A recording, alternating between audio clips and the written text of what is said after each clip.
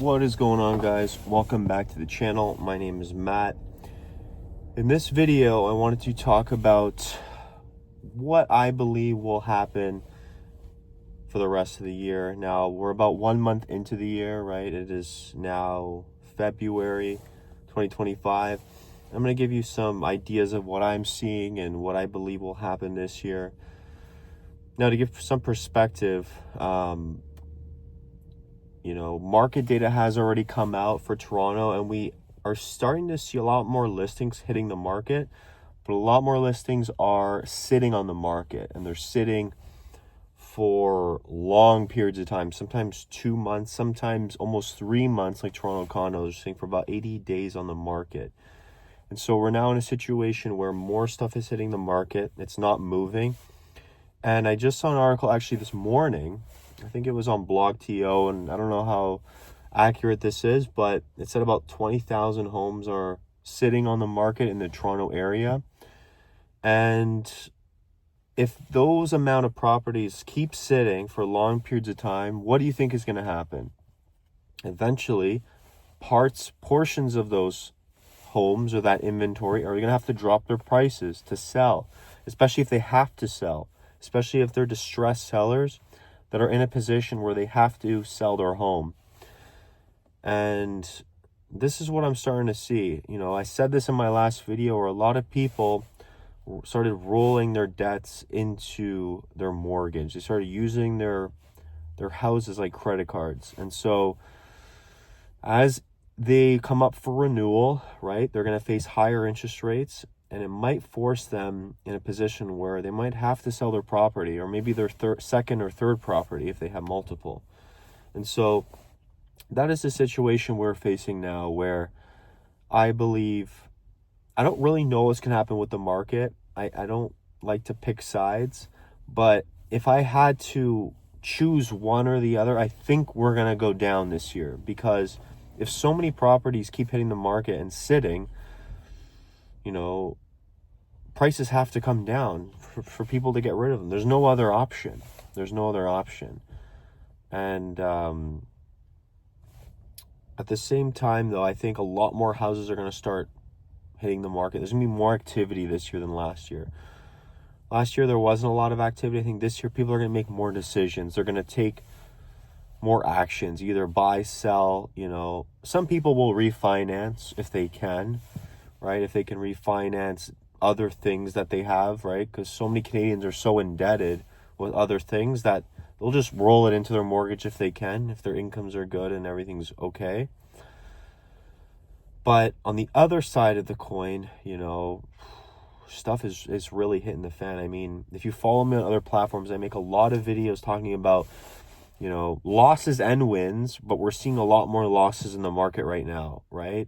People actually losing a lot of money, let's say if they bought in 2022, usually, right? I just saw one today. I'm going to make a video about it very soon, but in Halton Hills, there was a detached property that was sold for $1 million less than what it was purchased for in 2022. So it was over $1 million loss, because that's not even taking into account possible taxes, fees, commissions, costs, land transfer things, all these things. That's beside the point. So it's over $1 million, but just through the transaction history, it's at least $1 million loss, which is unbelievable. I've never seen one that high so far. Are we going to see more of these? I think we are. And again, if we see more of these, and we see more losses and those pile up, that will bring prices down. How much? Who knows, right? That's the question mark. And I also wanted to bring up a point where if prices do come down, it's really not a bad thing for anybody, okay? For some reason, a lot of realtors and investors, they think if the market goes down, it's a bad thing, okay? And I have a different point of view. I actually think if the market goes down, it's a great thing for everyone. It's great for first-time home buyers. It's great for realtors. It's great for investors. It's great for realtors because you'll get more clients who can afford to buy, and more activity in the market. And you'll, of course, make more money because of that. Same with a mortgage broker. You'll get more people who can borrow and purchase, right? Or purchase properties, right? And then investors, if prices go down and you're able to, you can buy more real estate at cheaper prices. And first-time home buyers can finally get into the market and buy something and start their equity building journey. And so it's frustrating when people think, it's frustrating when people think that the market going down is a bad thing, because it's not a bad thing. I think it's actually a very good thing. It'll be beneficial and good for most people, okay? It'll hurt some people, and that's definitely true. It'll hurt some people who over leverage, who, let's say have huge debt to equity ratios in the properties they own, and then they have to sell at these massive losses. They have to take these big losses and they have to lock it in. It's going to hurt those people. But again, when you think about those people, let's say have millions of dollars in real estate. Let's say they have $50 million or $20 million. They're going to lose a couple million or 5 million out of 50 million. Okay, so it doesn't even really it's like not damaging to those people when you think about it. So if those people take some losses, that's fine. But if people can get in from the ground floor into property and start going up, that's the best thing that can happen. And for that to happen, real estate should come down. It has to come down so people can get in, buy at lower prices, buy at cheaper interest rates. All of that will be good for most people. And I genuinely believe that to be true. And so those are my thoughts for 2025 as to what will happen. There's a lot of stuff happening in the world, but not looking at that, just looking at what seems to be the psychology of the market. What are people thinking and what is likely to happen based off the recent past? And do we see trends forming? Like even unemployment. So Canada unemployment came out yesterday at 6.6%, but Toronto unemployment went up to 8.8%. We're almost at double digits in Toronto unemployment.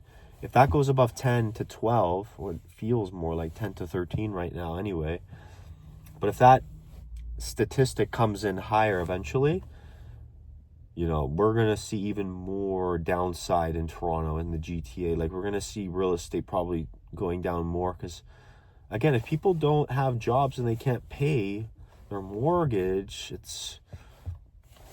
the path is power of sales, and power of sales are going up and starting to head up more.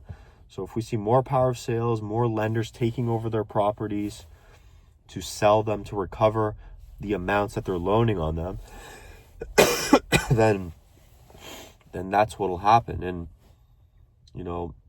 someone else reached out to me the other day and they were saying,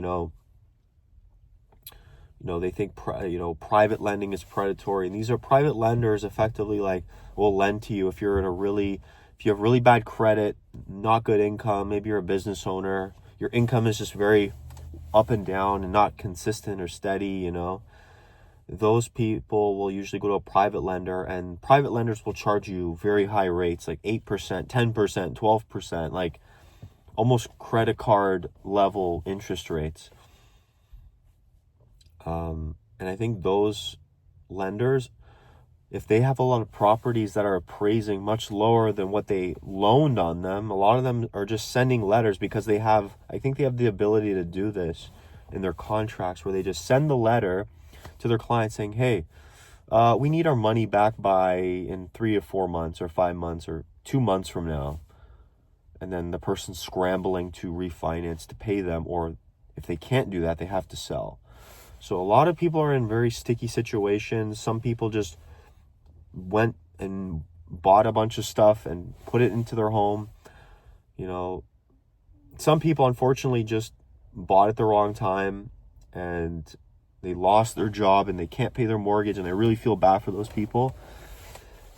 But if at the end of the day, if prices come down and interest rates go down, which I think they will, because of unemployment and because of the way things are moving right now, and based off, how it looks at the ground level, then ultimately in the long run, I think it will be good for most people. And I think most people will be happy about that. So hope you guys enjoyed the video. Subscribe for more, and I'll see you guys in the next one. Thank you.